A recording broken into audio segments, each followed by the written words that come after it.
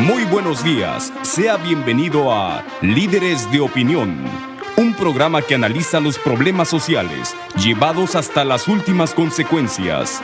Líderes de Opinión del Grupo FM.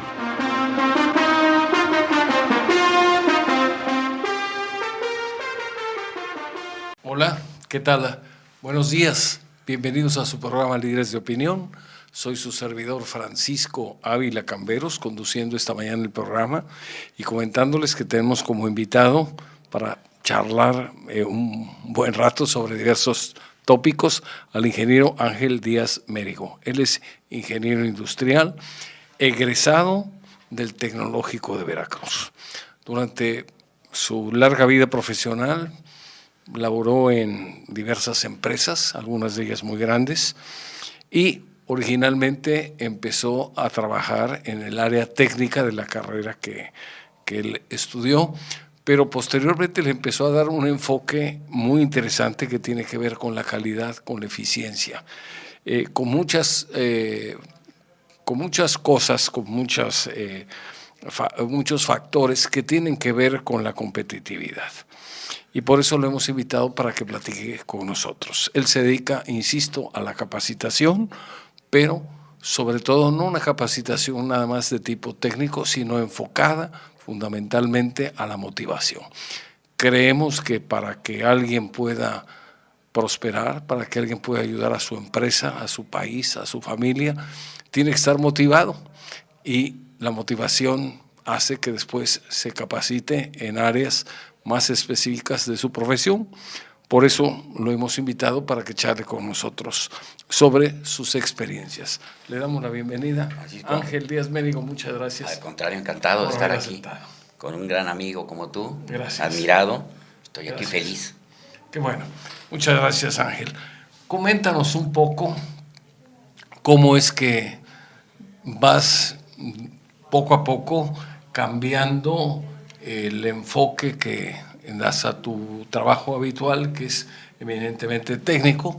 Tengo entendido que saliste con una especialidad en electricidad. Electricidad, ingeniero industrial electricista. Electricista. Y de repente te das cuenta que el verdadero motor que genera cambios profundos en una nación, en una sociedad, es la capacitación. Así es. Pero no puede haber capacitación si no hay motivación.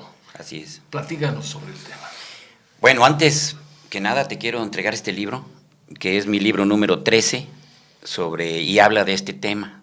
Entonces te lo quiero, ya está dedicado y todo. Muchas gracias. Y contestando tu pregunta, bueno, pues es cosas que la vida le pone uno enfrente, ¿no? Yo sigo siendo ingeniero electricista, nunca se me ha quitado, cambio focos y todo, todavía con bastante maestría. Pero mis primeros años fueron el mantenimiento aquí en la planta de aluminio, cuando era un plantonón que consumía más energía eléctrica que toda la ciudad de Puebla. Y posteriormente pasé a la industria del acero, allá en hojalata y lámina en Puebla. Por eso me fui, abandoné mi querido Veracruz para irme a volverme poblano, ¿verdad? Aunque el corazón siempre está acá. Pero trabajando en la parte eléctrica de la acería, que era la parte más difícil, más poderosa de la empresa, ¿no? Donde se fabrica el acero. Y pues todo el tiempo que yo estuve trabajando con los obreros, con la gente, los que están ahí en el piso, como empieza uno desde muy abajo, pues está uno muy integrado con ellos. Y yo creo que nací con una habilidad para entender a las personas, ¿no? Que es a lo que me dedico ahora como consultor, a tratar de conciliar intereses en las empresas. Y me di cuenta que, bueno, pues nada podía funcionar en la empresa, por muy técnicos, buenos que fueran todos, si no estaban entusiasmados en su tarea, si no querían a su jefe o por lo menos tenían una cierta integración positiva con él. Y eso después me lo llevé a hojalata y lámina, donde ya fui jefe en aluminio, siempre fui practicante, ¿no? ¿Estamos hablando de qué año? De 1966. Ya llovió. Ya, en el 66 entré a trabajar aluminio. Yo salí del Tecnológico en noviembre del 66 y en diciembre ya estaba yo trabajando en aluminio. Era una época muy interesante porque había un crecimiento económico y quienes egresaban de las escuelas rápidamente podían acomodarse en alguna empresa y tener un salario decoroso, llamémoslo así. Bueno, el mío no fue decoroso. A nosotros nos ponían en un tablero las prácticas donde podíamos hacer prácticas y ahí nos ofrecían, ahí decían cuánto nos pagaban, ¿no? Y a mí me pagaban en aquel tiempo 600 pesos mensuales, ¿no? Y posteriormente llegué en un año a jefe de mantenimiento eléctrico de esa plantota, porque, te repito, modestia aparte, fui bueno para la parte eléctrica, y me aumentaron como 600 pesos más, ¿no? Por eso decidí cambiar de aires, ¿no? Porque en aquellos tiempos en Veracruz no había nada. Ajá. Era o TAMSA, o ERRAC, Metalver, aluminio, o los muelles, ¿no? Y Comisión Federal. Pero no había otras cosas, entonces como que te ibas acostumbrando a ir a los portales con mucha frecuencia, a empezar a tomar las cervezas.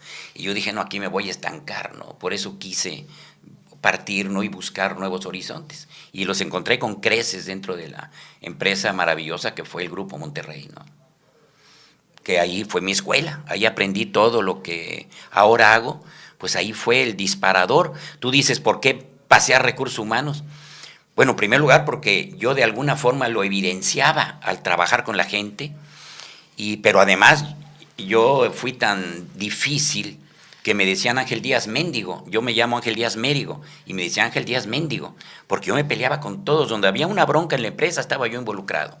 Yo pensaba que por el hecho de ser el responsable del mantenimiento de la acería, de que los hornos no pararan, yo me sentía con derechos a pasar encima del almacenista y de ingeniería y de compras.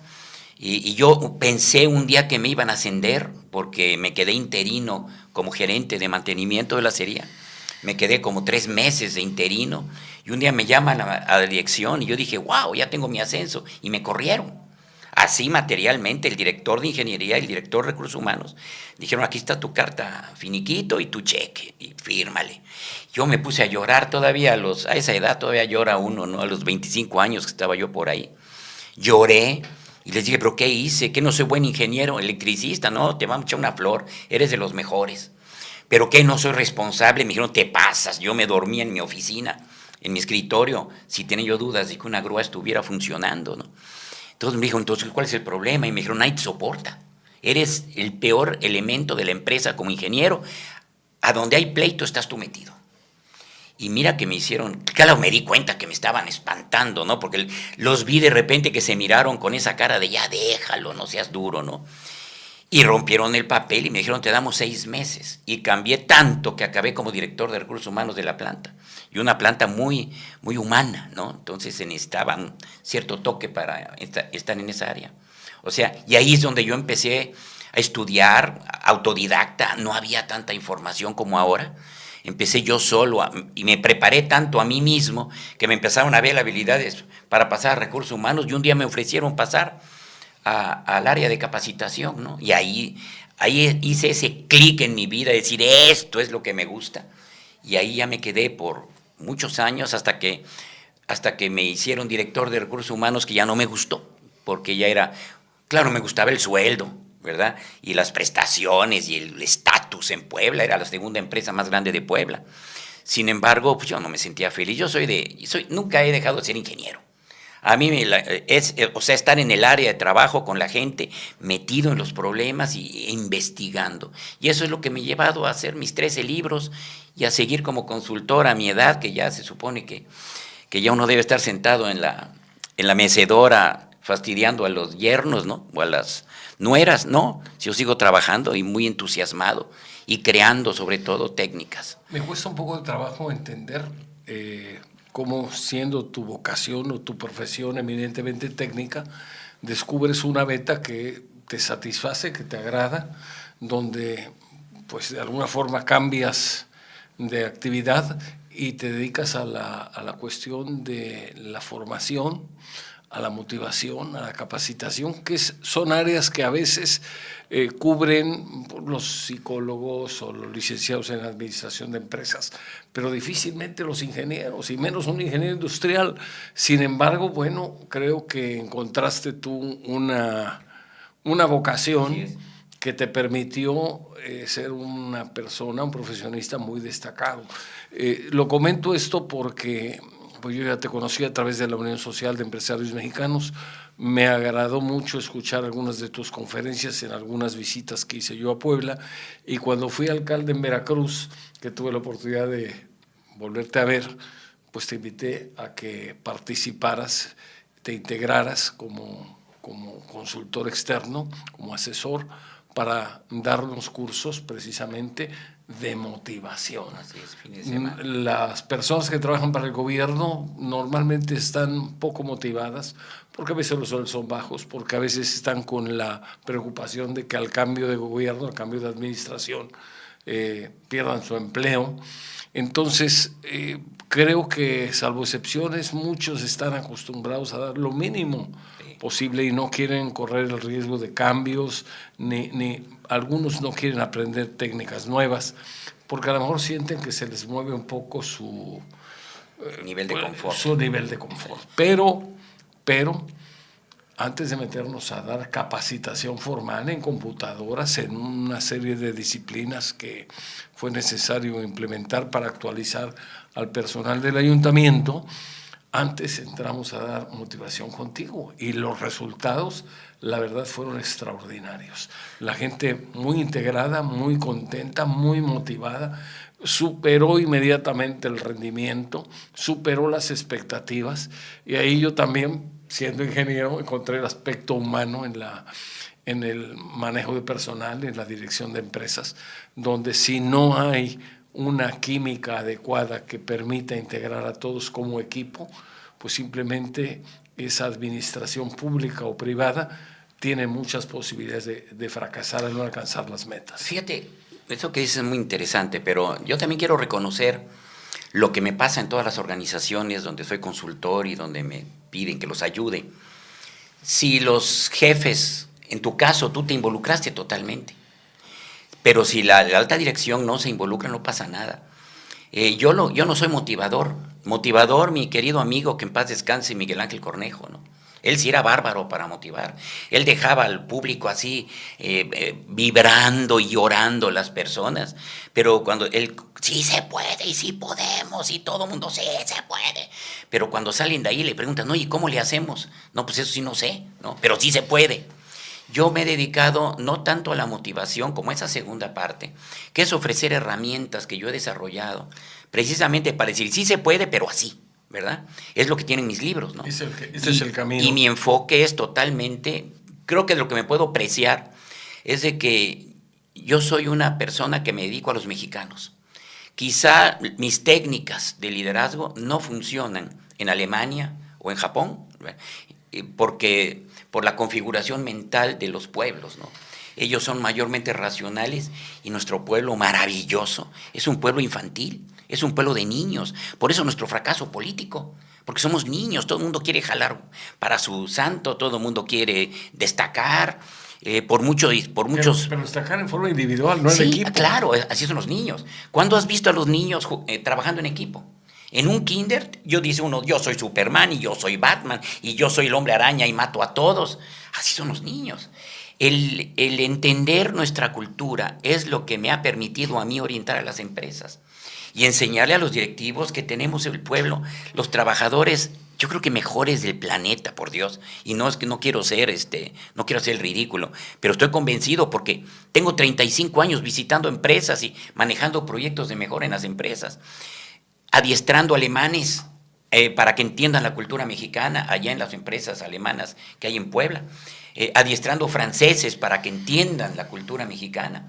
Entonces, yo lo que creo es que domino el entendimiento de la cultura mexicana y me ha llevado 35 años. Yo cuando salí de ILSA, la empresa era tremenda, como era de Monterrey, era tremendamente malinche, ¿no? Salía un autor ahí en Harvard, decía cualquier babosada y lo traían y me lo mandaban a mí a Puebla para que diera un curso que nadie entendía. O sea, técnicas que, por ejemplo, aprender a administrar el tiempo. Hubo un autor, Alec Mackenzie, que hizo un libro que se llamaba Time Trap, y me lo mandan a mí para que enseñe que hay que llevar una agenda, que hay que cerrar la oficina. O sea, tonteras, ¿no? Pero como eran norteamericanos, los contrataban y pagándoles unas fortunas, ¿no? Y yo siempre decía, es que tenemos que trabajar para los mexicanos, y me acusaban de eso, ¿verdad? De que era yo demasiado pues no sé cómo llamarle, demasiado nacionalista, pero exagerado, creyendo que no somos lo máximo. Y sí lo somos, ¿no? Sí lo somos. Pero no hay que decirlo fuerte. Para que nadie se enoje. Para que nadie se enoje. Vamos a una pausa, regresamos para seguir platicando con el ingeniero Ángel Díaz Mérigo. Continuamos en su programa Líderes de Opinión, platicando esta mañana con el ingeniero Ángel Díaz Mérigo, consultor de empresas, apasionado de la calidad y apasionado también de la capacitación. Ángel, estabas comentando cómo los libros que narran cómo mejorar en cuanto a calidad, en cuanto a motivación, etcétera, normalmente los que existen en el mercado son hechos por autores extranjeros, lo cual significa, si son un éxito, que han dado en los países de origen de los autores, han dado excelentes resultados. Pues esto de alguna forma es un atractivo porque pensamos que lo podemos implementar en México, sin tomar en cuenta, y tú lo has mencionado aquí, que las mentalidades son totalmente diferentes. Entonces, lo que puede funcionar en Japón no forzosamente puede funcionar o tiene que funcionar en México. Yo creo que el hecho de estudiar tú lo que es capacitación, motivación, etcétera, pero basado en la idiosincrasia de los mexicanos, es como diseñar un traje a la medida. Totalmente. Para que pues, pueda ser utilizado con mayor eficacia. Y está funcionando. Ahorita lo estoy manejando en la División Centro Oriente de Comisión Federal, que es Puebla, Tlaxcala y Estado de Hidalgo. Y la gente, tengo grupos de 50, 60 ingenieros, y no dan crédito, dicen, es primera vez que oímos esto. Y todos son profesionistas y vienen de las universidades, pero las universidades no se han metido a explorar nuestra cultura. Las universidades, siento yo, que están muy, muy atrasadas. Y platicábamos algo por teléfono, ahora que estábamos contactando, y coincide con algo. En WhatsApp llegó un pequeño video de un rector de una universidad, no sé de dónde, que dice, a mí qué diablos me importa que los muchachos sepan en qué año nació Benito Juárez. ¿Qué no debían de saber las 10, por ejemplo, los 10 principios, lo que hizo, las 10 ventajas que tuvo Benito Juárez? Y eso ha sido mi pleito. De repente en las escuelas lo veo con mis nietos, ¿no? ¿Quiénes se dieron el abrazo en Acatempan? Pues Vicente Guerrero y Agustín de Iturbide, bravo, 10. Ahora, ¿por qué se dieron el abrazo? ¿Qué, estarían enamorados o qué, no?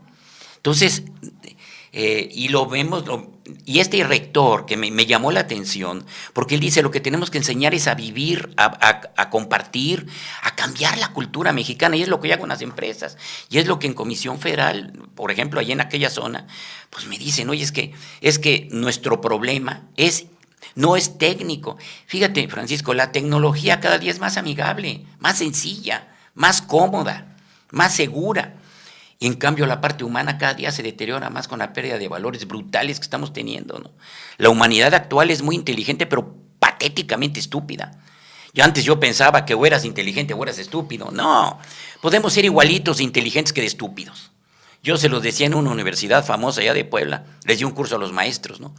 Y me decían, es que hay uno que dice a los muchachos, aquí, y era matemáticas superiores, ¿no? Aquí reprueba el 80% de mi grupo, ¿no? El 10 es para el autor del libro, el 9 para mí, y ustedes pueden de 8 para abajo y con 7 reprueban. Se les salían los alumnos de la clase, ¿no? Entonces yo dije, bueno, perdóneme, pero es un maestro muy estúpido. Me dijeron, tú no sabes, tiene una maestría y un doctorado en matemáticas en Estados Unidos. Pero está reprobado en enseñanza. Es inteligente, nadie le va a quitar lo inteligente. Pero lo contrario de inteligente, la inteligencia no es lo contrario de la estupidez. Lo único que es lo contrario a la estupidez es la sabiduría. Y eso es lo que tenemos que lograr. ¿Y la sabiduría qué es, Francisco? Lo que hace un campesino allá en la punta del cerro, ¿no? Que conoce su entorno, que se porta bien, que siembra la tierra, que conoce los ciclos. Bueno, es una persona que vive en armonía con su entorno, tanto social como biológico, ¿no?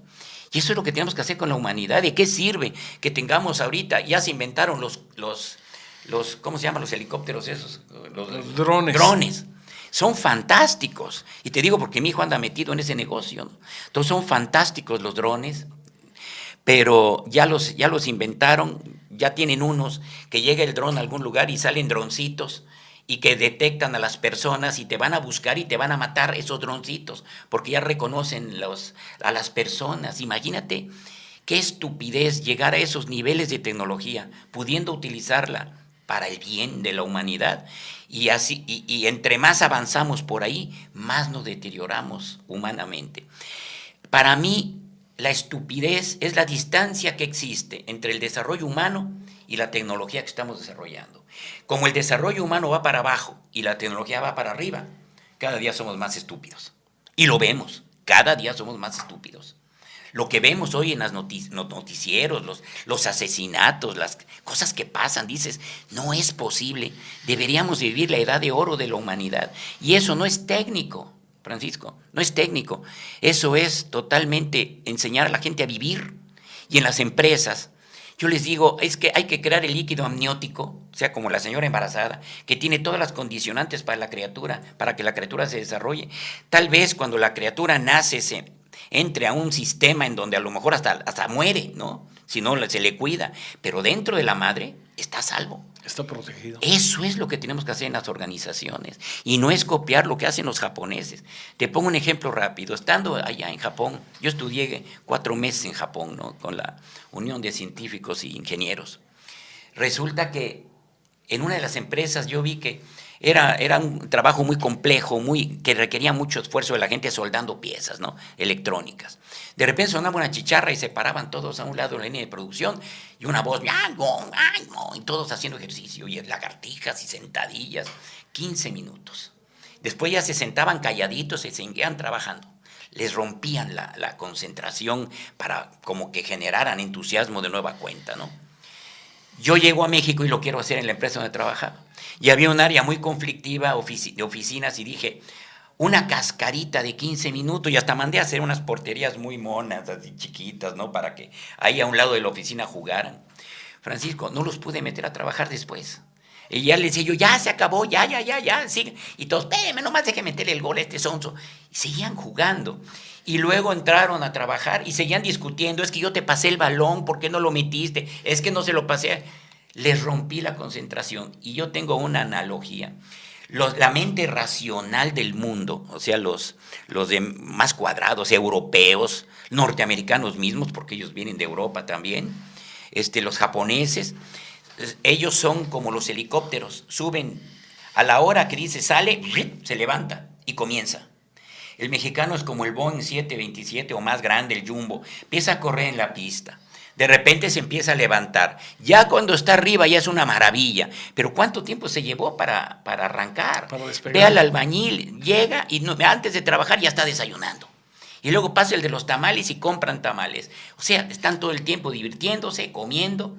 Oyendo música y mandándose mensajes por el celular. Y si les rompes la concentración, por ejemplo, un accidente, un cuasi accidente, detiene el proceso. A los japoneses hay que romperles la concentración para que como que renazcan. Al mexicano, una vez que ya llegó a la altura, no lo toques, déjalo, no le muevas porque se cae toda la concentración. Dime tú si eso no tenemos que estudiarlo, y eso es fantástico cuando lo metemos en procesos de mejora en las empresas. Y lo tengo probadísimo, ¿verdad? Eso funciona.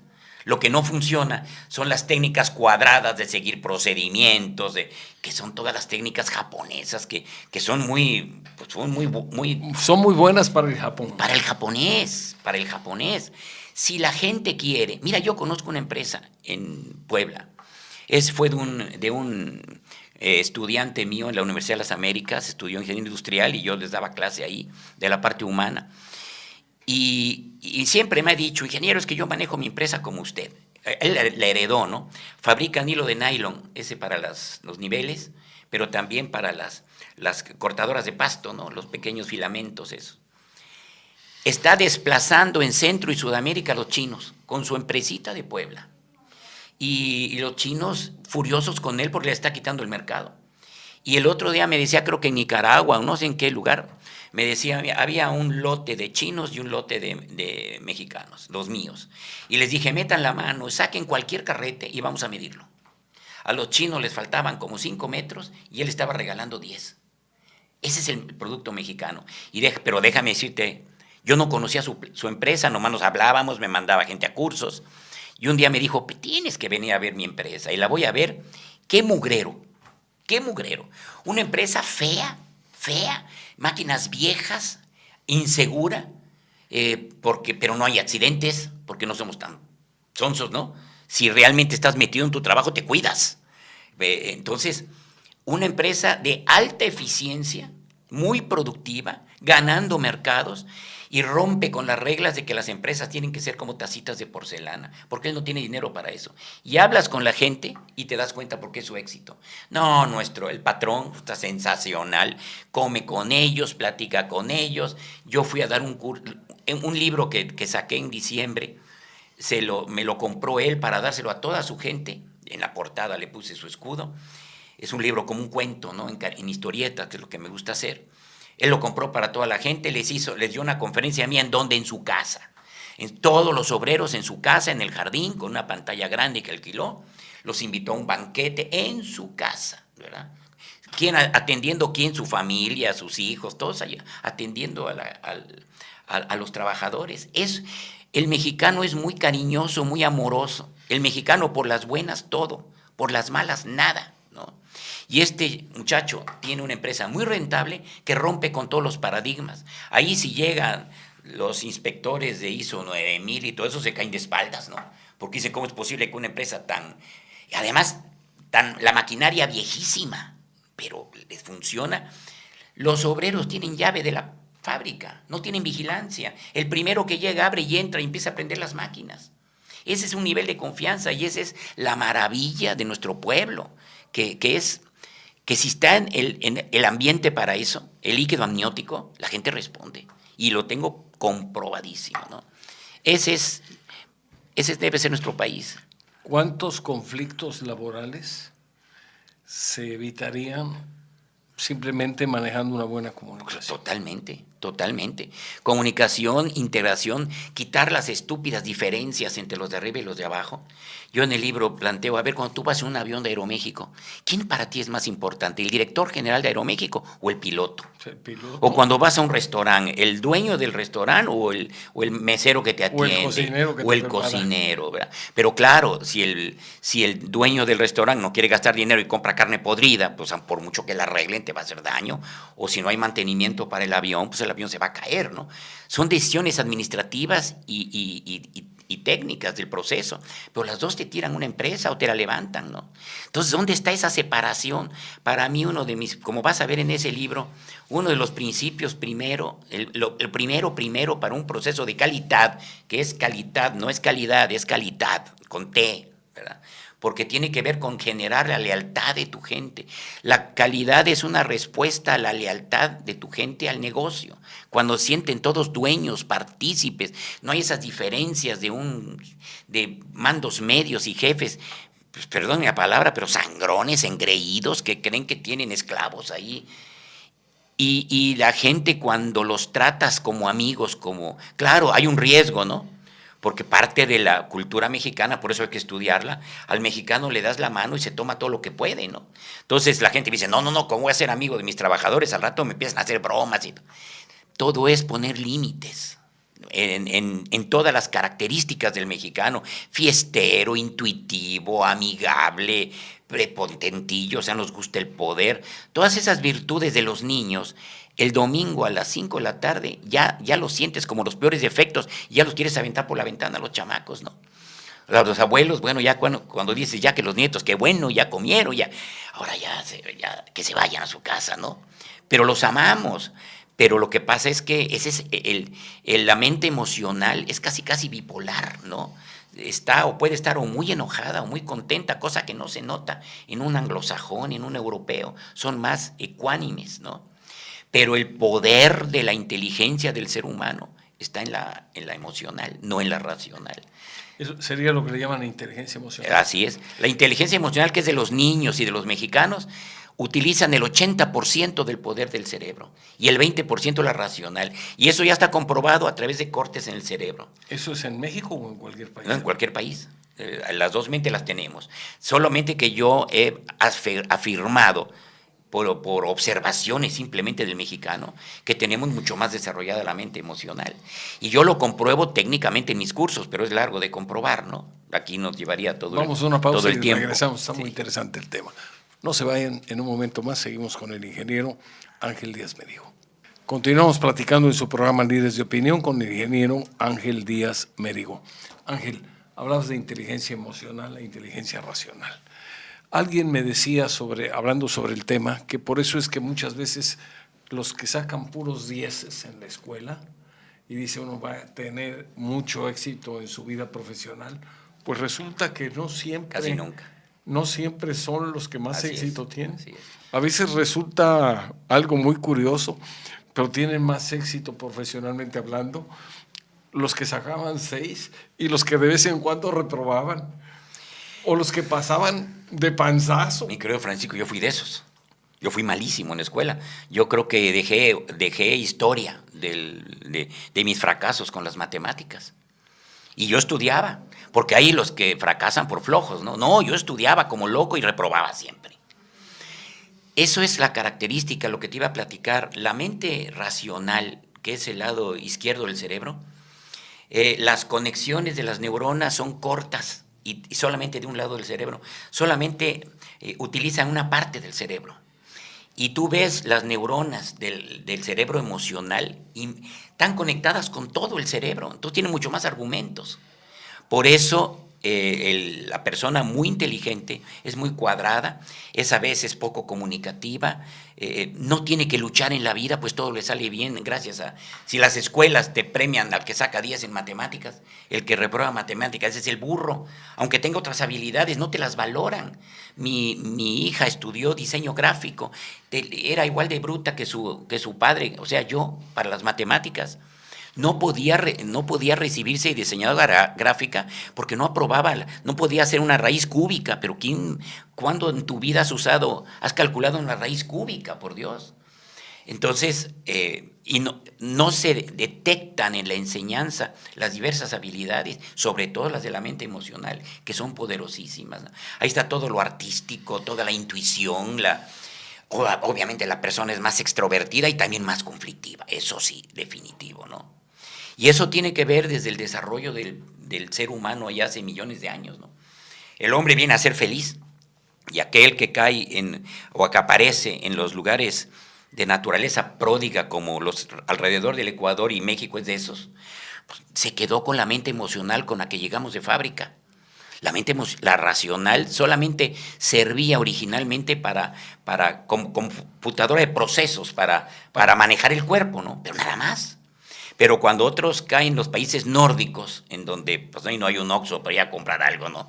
Sino que lo tienen que producir, se dan cuenta que no podían sobrevivir con 5 meses de nieve. Ni siquiera en el invierno. Entonces ellos tuvieron que forzar la parte racional para la toma de decisiones.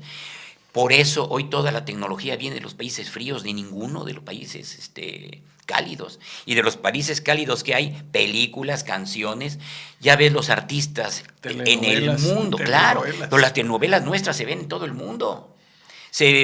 Por ejemplo, todo lo que es Sudamérica. Yo cuando fui a Sudamérica, una de las veces que fui acababa de morir el que sea de Chapulín Colorado, ya no me acuerdo el nombre del actor, ¿no? Bolaños. Pero estaban consternados porque no se perdían los programas mexicanos, las películas de Pedro Infante. Nosotros vemos más las norteamericanas, nuestro cine cambió, se agringó nuestro cine. Y en cambio, en Sudamérica siguen respetando y admirando las películas mexicanas que hablan de la cultura mexicana, cultura campirana, machos a caballo, enamoradizos, cantando. Todas las películas mexicanas tenían canciones y maravillosas, ¿no? Ahí se habla de la parte emocional del pueblo. Cualquiera diría, entonces nada más servimos para mariachis o para cantantes. No. Si tenemos el balance, que es lo que yo propongo en el otro libro que tengo, que es En busca de nuestra sabiduría, si logramos a través de la razón, tú dijiste algo muy importante hace rato, dijiste como un ingeniero hablando de psicología, y me critican muchos psicólogos. ¿Por qué? Porque encontré la forma de decir de entender el comportamiento humano de una forma muy sencilla, sin las complejidades de la psicología. Que no critico las complejidades de la psicología, porque hay que entender las raíces, pero cuando estás en una empresa, ¿quieres entender las raíces del funcionamiento o quieres una receta para decir, a ver, si yo soy gritón, ya no quiero ser gritón? ¿Qué pasa dentro de mí para no ser gritón? Yo por eso digo, es psicología hecha por un ingeniero para ingenieros. Y eso, déjame decirte que para mí fue impactante una nieta. Uno en la casa a veces habla con mucha vehemencia de sus cosas, pero nadie te hace caso, ¿no? Nadie es profeta en su tierra. Y yo siempre hablaba de esto, y una nieta tenía en aquel tiempo como 12 años, ¿no? Y de repente un día la traigo de la escuela y venía muy seria. Digo, ¿qué te pasa, Ana? Y me dijo, nada, abuelo. Y cuando una niña de esa edad te dice nada, mejor quédate callado, ¿no? Están en la mera adolescencia. Pero al rato me dijo, fíjate, abuelo, que eso del análisis 4P, que es mi técnica, eso del análisis 4P sí funciona. Yo casi choco de la impresión, porque dije, mi nieta, ¿cómo lo sabe, no? Porque algún día lo platiqué. Y ya le dije muy calmadamente, ¿y por qué, Ana? ¿Por qué sí sirve? Me dice, fíjate, abuelo, que ayer todas mis amigas fueron después de la escuela a un centro comercial. Ya ves que se van ahí en grupo a vacilar, ¿no? Y a mí no me invitaron. Y yo me di una enojada, que dije, mañana que llegue a la escuela les voy a decir hasta de lo que se van a morir, porque eso no se hace, y yo estoy en el grupo y todo. Pero luego me quedé pensando y me acordé de lo que tú dijiste.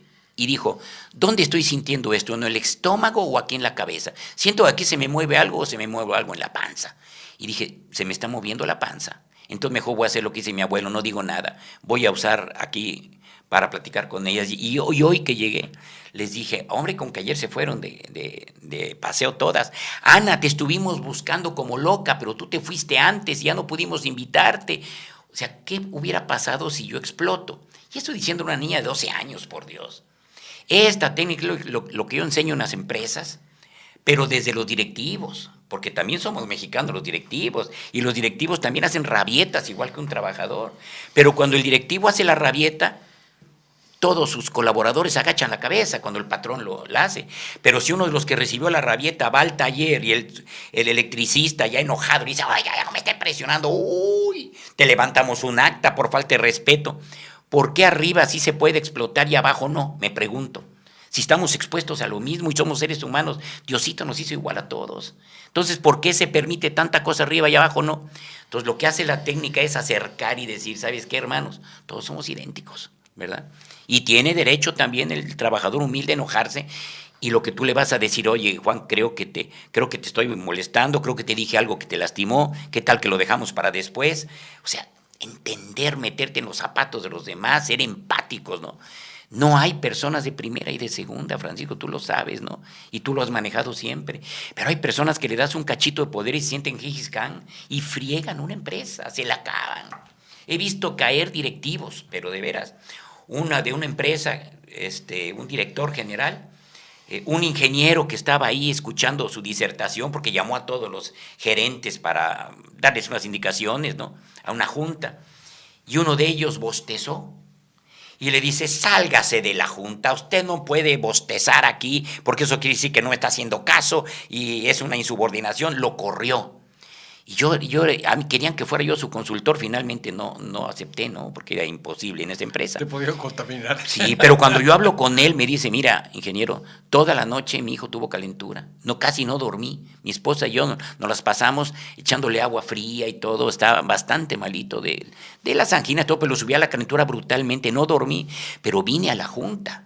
Oye, se me salió un bostezo, es humano eso. ¿Y a qué lo corrió, verdad? Entonces, y ese tipo de jefe hay muchos, ¿no? Hay muchos. No sé, nosotros tenemos el síndrome por ser emocionales, ¿no? De que subimos a niveles y nos sentimos ya iluminados, ¿no? El otro día voy a una empresa famosa de autopartes, ¿no? Alemana, en Puebla. Me citó el director general. Y digo, pues, ¿dónde está la dirección general? Pues, ¿a quién busca el director general? No está ahí, en la sala de juntas. En la sala de juntas, así, en un lado de la mesa, pues ahí estaba él con sus papeles, escribiendo con su computadora. Y en el resto de la mesa estaban unos supervisores hablando de cosas técnicas. Él dijo, ¿para qué quiero yo una oficina? Yo aquí me siento en un ladito y ahí está la oficina muy grande y el resto de la mesa pues hacen sus juntas. Pero esa sencillez no la encontramos en México, ¿no? Pero eso es emocional. Eso es parte de nuestra mentalidad. Y mientras no entendamos eso, vamos a seguir trayendo técnicas extranjeras, pagando un dineral en regalías además. Y cometiendo muchos errores. Y cometiendo muchos errores, definitivamente, ¿no? Simplemente casi todo tiene que ver con seguir procedimientos. ¿Qué mexicano sigue un procedimiento, por Dios? En cambio, somos intuitivos. ¿Y dónde se usa la intuición en la empresa? No, tú sigue el procedimiento. Jefe, es que yo pensé, no pienses. Aquí el que piensa es el jefe. Para eso están los procedimientos. Y siendo un pueblo tan creativo. Y además a lo mejor hay procedimientos más eficaces. Es que hoy en día la empresa en donde la gente no participa buscando, o sea, junto con los directivos, buscando ideas y mejoras, es una empresa que está perdiendo, es una empresa que va a tener problemas, porque la competencia viene duro, ya hasta en Europa empiezan a hablar de relaciones humanas, y eso era con una empresa alemana que estoy trabajando. Ya dijeron, es que en Alemania ya empiezan a hacer casos en donde tiene que ver la parte humana, no nada más casos técnicos. Lo que serían las famosas hard skills, ¿no? ¿Qué es lo que, las técnicas, los sistemas, qué es lo que le interesa a la empresa que la gente sepa? No, ahora están con las soft, cómo atendieron a la gente, si comprendieron o no a la persona. Y nosotros, por ser emocionales, tenemos un hándicap bruto con respecto a los europeos, porque aquello no se les da, pero por el tipo de mente. Y a nosotros se nos da en exceso. Lo único que tenemos que hacer es jalar el otro tipo de mente y hacer un balance perfecto entre las dos. Esa es la sabiduría, balancear las emociones con la razón. Esa es la técnica, ¿no? Y funciona. Suavizar. Fíjate, hay un estudio muy interesante, yo lo digo desde hace mucho, ¿no? Desde que escribí el primer libro, pero acabo de ver un estudio que sacaron pues a nivel mundial, ¿no? ¿Qué pasaba con por ejemplo, cuando hablamos de quién es más inteligente, el hombre o la mujer? Ahora se reconoce que la mujer. ¿Por qué? Porque es más emocional, tiene más neuronas espejo, tiene mayor sensibilidad, es más creativa, más sensible que el hombre, que los hombres somos más racionales. Claro, cuando le dice esto a las mujeres, todas dicen, wow, somos más inteligentes. Y ya cuando están contentas les digo, pero espérense. Hay un estudio en donde se habla de que se investiga a las mujeres más exitosas en el mundo y a los hombres más exitosos. ¿Qué cerebro utilizan? ¿El racional o el emocional? Y se encuentran que los más exitosos están en el justo medio.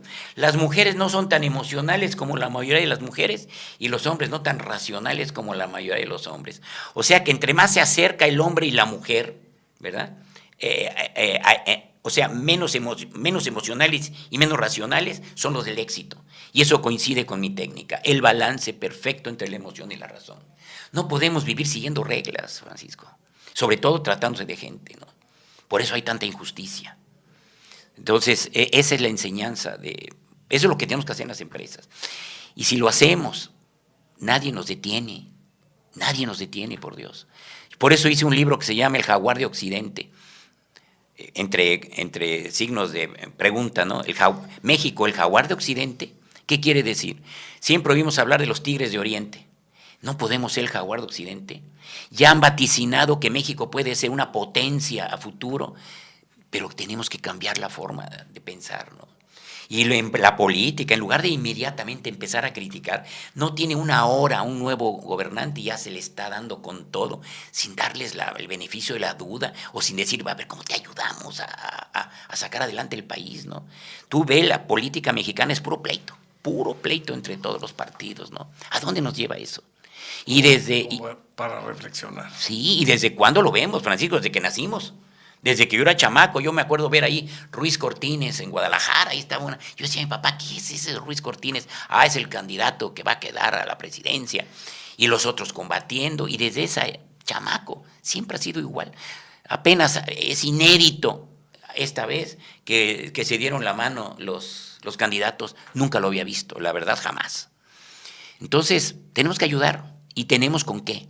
Pero hay tanto que hacer en educación. Desde luego. Por ahí debemos empezar y vamos a hablar ahorita en el próximo bloque. Vamos a una pausa y regresamos. No se vaya. Continuamos en su programa Líderes de Opinión platicando con el ingeniero Ángel Díaz Mérigo y estamos hablando del aspecto humano de las empresas. Sí. Ángel, desde luego que estamos hablando de que una de las herramientas más apropiadas para sacar adelante un país tiene que ver con la capacitación, tiene que ver con la motivación, pero antes, lo acabas de decir en el bloque anterior, tiene que haber educación. ¿Sí? ¿Quieres comentarnos? Sí, la capacitación que damos en México normalmente y lo que dan las universidades a los muchachos que salen de las escuelas profesionales es técnica, nada más técnica. No se le desarrolla humanamente, no se le enseña a pensar, no se le enseña a participar. Y eso a lo mejor lo copiamos en otras culturas que tal vez no lo hagan, pero ya vienen de familias, son pueblos en donde la gente es más cuadrada, por decirlo así, más racional, más obediente. Nosotros somos desobedientes, desordenados.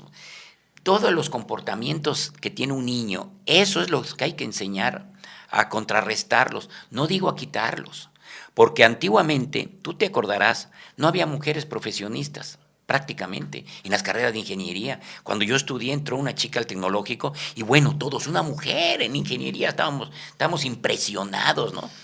De que había entrado una chava. A lo que hemos llegado. A lo que nos están quitando el trabajo, ¿no?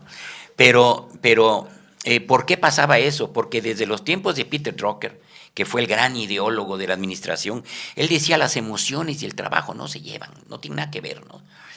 La mujer es chillona, la mujer se enoja con el jefe y se mete al baño 2 horas a llorar y todas las demás la van a apapachar. La van a arropar. Decir, sí.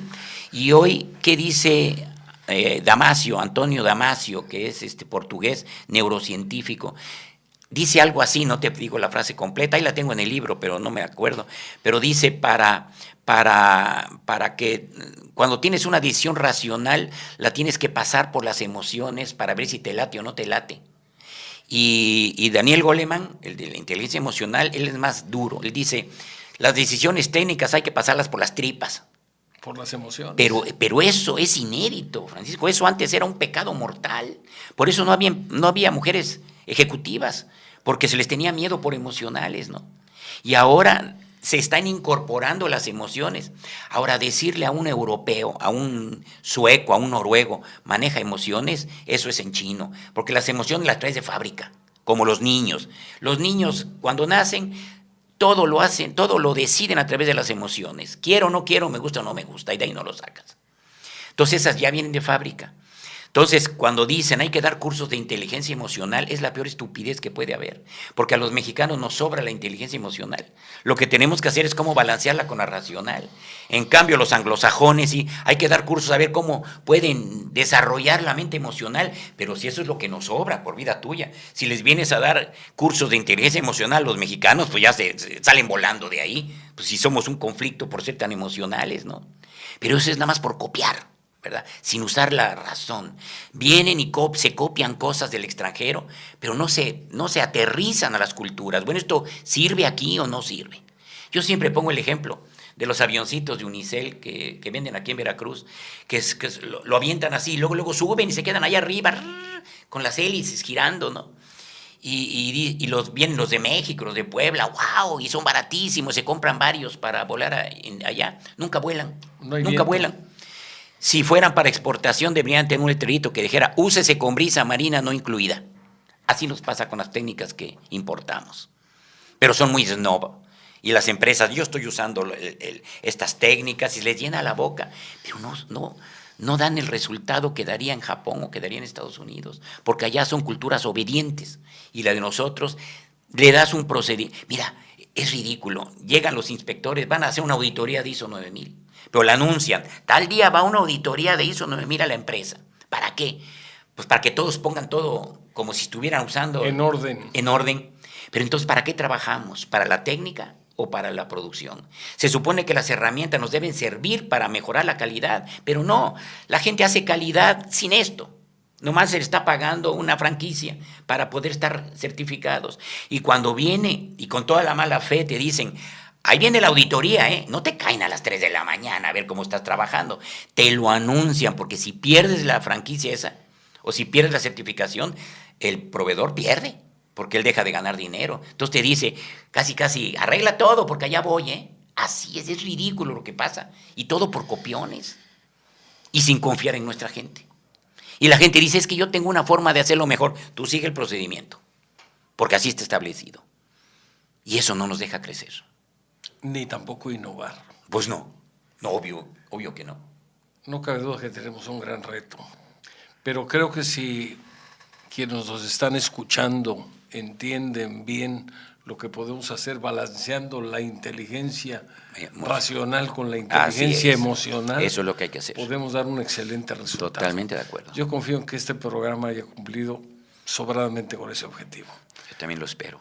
Ángel, te agradezco mucho tu tiempo, que hayas hecho un espacio. Por cierto, felicidades. ¿Por qué? Hoy es el Día de los Franciscos. Bueno, muchas gracias. Muchas gracias. Muy amable. Se me olvidó felicitarte a la llegada. Bueno, ya me trajiste mi regalo, que es un libro sobre el liderazgo para los procesos de calidad. Para asegurar la lealtad de los trabajadores con la empresa, pero también de la empresa para con los trabajadores. Tiene que ser un camino de dos vías. De dos vías. No puede funcionar totalmente en un solo sentido. Así es, así es. Ángel, mucho tenemos que hacer los mexicanos para reencontrarnos, encontrar todas las fortalezas que tenemos, comprender las debilidades que también tenemos para ver cómo las podemos superar. Claro.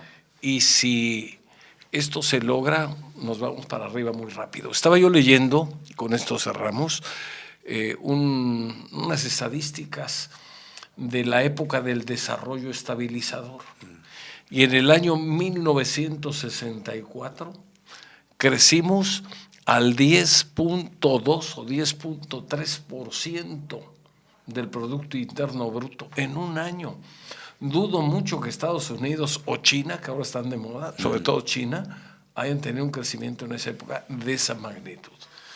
Sí se puede, pero tenemos que organizarnos. ¿Y el crecimiento que fomentó Porfirio Díaz? También. México con superávit comercial, pero claro, ahí está clarito. Un pueblo necesita, si no lo desarrollas, necesita la autoridad que lo meta en orden. Y después se le critica a la autoridad por ser dura. Pero, ¿qué haces? Quitas la autoridad, no, desarrolla a la gente para que cada día seas más democrático. Pero tú no puedes ser democrático en un pueblo inmaduro como es el mexicano. O en un pueblo como el de esa época. Como yo creo que, también. bueno, ahora han mejorado las cosas, pero en esa época el 95% de las personas no sabían leer ni escribir. Entonces yo creo que cuando juzgamos hechos históricos de esa naturaleza tenemos que ponernos desde el punto de vista del año 2018. Claro. Tenemos que irnos al momento en que se vivía Yo siempre digo, país. La historia no se juzga, solo se narra. Porque no puedes saber lo que pasó. O las decisiones que tuviste que tomar, la que tomó Echeverría, ahora que estamos hablando del 68, ¿no? No sabemos los retos que tenía el país, solo él, ¿no? O los riesgos. Y los riesgos, claro.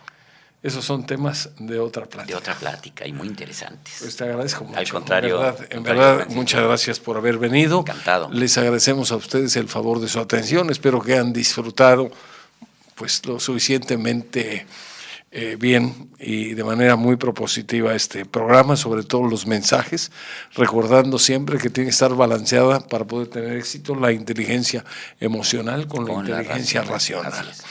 Les agradecemos en verdad su atención y hacemos el compromiso de que Dios mediante nos vemos y nos escuchamos el próximo sábado en su programa Líderes de Opinión. Por lo pronto que tengan un extraordinario fin de semana y muchas gracias.